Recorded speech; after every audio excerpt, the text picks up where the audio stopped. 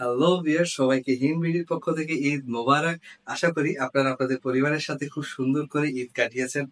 আজকের এই ভিডিওতে আমি আরো একটি ছোট্ট টিপস নিয়ে আপনাদের সামনে চলে আসলাম। আজকের টিপসটি হচ্ছে সার্চ ইঞ্জিন। আমরা আমাদের পিসির অন স্ক্রিনে যদি আমাদের গুগল সার্চ ইঞ্জিনকে পেয়ে যাই, ব্রাউজার অন না করি, তাহলে কেমন হয়? শুধু সেটা সার্চ ইঞ্জিনই না, সেটা আপনার সম্পূর্ণ পিসিরই সার্চ ইঞ্জিন। যেমন আপনি চাবেন যে আপনার কোনো ওয়েবসাইট ব্রাউজ করতে বা কোনো ওয়েবসাইট খুঁজে বের করতে গেলে আপনারা Chrome browser or Edge browser open করেন, ফায়ারফক্স আছে, তারপরে আমরা গুগলে যাই। কিন্তু এটা যদি না করে আমরা অন স্ক্রিনে গুগল সার্চ ইঞ্জিন পেয়ে যাই, তারপরে যেটাই সার্চ দেবো সেটা ব্রাউজার থেকে ওপেন হয়ে আসবে।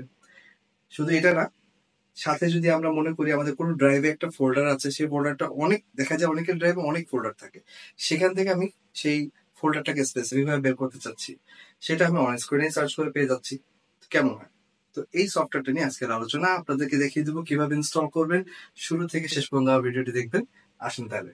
সার্চ বারটা আনার জন্য স্ক্রিনে আমরা কিবোর্ডে অল্ট বাটন প্রেস করে স্পেস বাটনে প্রেস করব। তারপর আপনারা দেখতে পাচ্ছেন ঠিক এভাবে সার্চ ইঞ্জিনটা আপনাদের সামনে চলে আসবে। এখন এখানে আমি যাই টাইপ করি না কেন, এটার আউটপুট কিন্তু আমরা পাবো গুগল সার্চ হিসেবেই। ফর এক্সাম্পল, আমি এখানে টাইপ করলাম হিন্দ বিডি, যেটা কিনা আমার চ্যানেলের নাম। আপনারা দেখতে পাবেন এটা লিখে এন্টার দেওয়ার সাথে সাথেই কিন্তু ব্রাউজারে এটার রেজাল্ট চলে এসেছে। ঠিক এভাবে আমরা আমাদের যে কোনো ডাটাকে খুব সহজেই সার্চ করে নিতে পারবো এই সার্চ বারের মাধ্যমে। আমাদেরকে ব্রাউজার ওপেন করে গুগলে যে সার্চ করা লাগবে না। এছাড়াও আমি যদি মনে করি আমার পিসির কোনো ড্রাইভের ডাটাকে আমি এখান থেকে সার্চ করতে চাই, ফর এক্সাম্পল আমি ডি ড্রাইভের কোনো ডাটাকে আমি সার্চ করবো, সো আমি এখানে টাইপ করলাম d:/, সেক্ষেত্রে কিন্তু আমার রেজাল্টটা চলে এসেছে যে আমার ডি ড্রাইভটাও দেখাচ্ছে, সাথে ডি ড্রাইভের ভিতরে ফাইলগুলো শো করছে। তো এইভাবে করে আমি স্পেসিফিক কোনো ডাটা যদি সার্চ করতে চাই খুব সহজেই এই পদ্ধতিতে পেয়ে যাব। এই ওয়েবসাইটটি ডাউনলোড করার জন্য আমরা প্রথমে চলে যাব গুগলে যে টাইপ করব ফ্লো লঞ্চার লিখে টাইপ করার পর আমরা প্রথম যে রেজাল্টটা পাচ্ছি এই লিঙ্কেই ক্লিক করব। ক্লিক করার পর এর অফিসিয়াল ওয়েব পেজটি আমাদের সামনে চলে আসবে।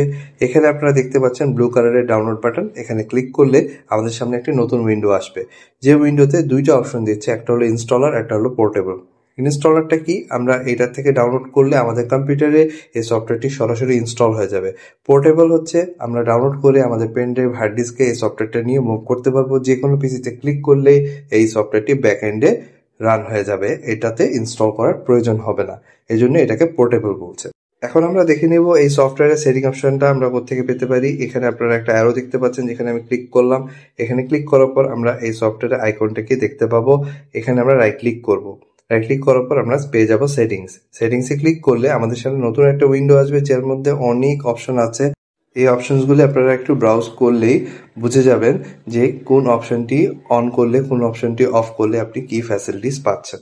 সো ভিউয়ার্স, এই ছিল আজকের এই ভিডিওতে। আশা করি আপনারা এই লঞ্চারটি ইউজ করে অনেক উপকৃত হবেন, আপনাদের সার্চিংটা অনেক স্মার্ট হয়ে যাবে। আমার এই ভিডিওটি যদি আপনাদের ভালো লেগে থাকে প্লিজ লাইক এবং শেয়ার করবেন এই ভিডিওটি, আর সামনের আরো ভালো টেক ভিডিও দেখার জন্য আমার এই চ্যানেলটি সাবস্ক্রাইব করবেন। ধন্যবাদ।